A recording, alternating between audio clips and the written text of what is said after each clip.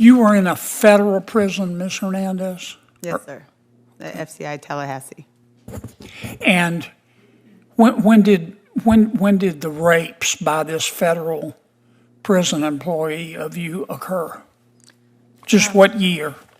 Well, Hey everyone, welcome back to the channel. Today's topic is intense but incredibly important.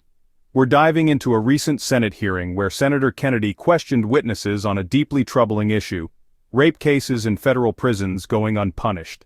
This conversation exposed not only the failures of the justice system, but also how systemic problems within the prison system allow sexual abuse to continue. We'll talk about the testimonies, the shocking facts, and the possible steps toward real change. Senator Kennedy opens the discussion with Ms. Hernandez, a former inmate. He asks her directly about the horrific experiences she endured between 2020 and 2022, during which a federal prison employee repeatedly raped her. Ms. Hernandez courageously reported the assaults, but the shocking part is, her attacker received only 3 months of punishment. 3 months for repeated rape. As Kennedy pointed out, what you allow is what will continue. It's a devastating reality, and it's clear that something is fundamentally broken in the way these cases are handled.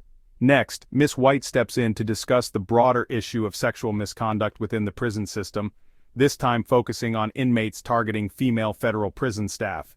You'd think that prisoners who engage in such heinous behavior would face serious consequences.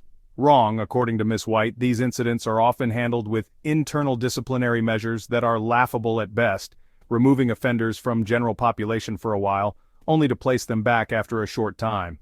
And here's the kicker: prosecutors often decline to even pursue these cases. It's appalling, and it leaves both inmates and staff vulnerable with no real accountability.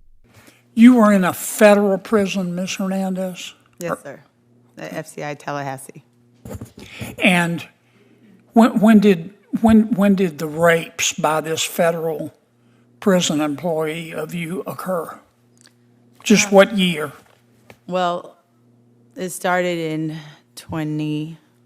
about 2020, and then ended in 2022, August of 2022. Okay. And you reported him, I did. and he was eventually punished. Correct. And what was his punishment? 3 months. Was he prosecuted? Yes. I mean, in federal court or state court, if you know? I don't know if it was state court or not. I know it was in Florida. Yeah. And he got 3 months for rape? Yes, sir. Well, that's part of the problem right there. What you allow is what will continue. I I agree. mean, 3 months for rape is absurd, much less for repeated rape.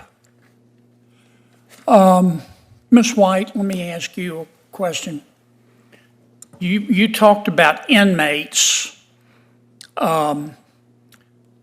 violating sexually and being engaging in offensive conduct with respect to female federal prison staff. Yes, sir. Are those inmates who do that not punished? No, sir, not typically. Why not? That's a very good question. Oftentimes, the incidents are reported. Our prisons are very overpopulated. Discipline is an issue that we have been struggling with. Even when they are reported, it's handled internally with a small sanction. Typically, they're removed from general population and placed in special housing unit for a limited amount of time and then placed back in general housing. It's not a true punishment, and it definitely is not a deterrent. In the closing moments, the conversation turns to solutions. We hear suggestions like better support for inmates to safely report abuse, more outside oversight, and holding leadership accountable for what happens in their prisons. But the reality is, no amount of oversight will matter if we don't have real consequences for those who commit these crimes. The Prison Rape Elimination Act was passed in 2003, yet here we are, still needing laws and hearings to address what should be a no-brainer. You can't let people rape others, in prison or out. This was a heavy discussion, but it's one we have to keep having. As Senator Kennedy said, what you allow is what will continue, And if we don't demand justice for victims like Ms. Hernandez, this cycle of abuse will never stop. Thank you for sticking with me through this crucial topic. If you found this video informative or eye-opening, please hit that like button, share it, and don't forget to subscribe for more content. Let's keep these conversations going because change won't come unless we demand it. Stay safe, stay informed, and I'll see you in the next video.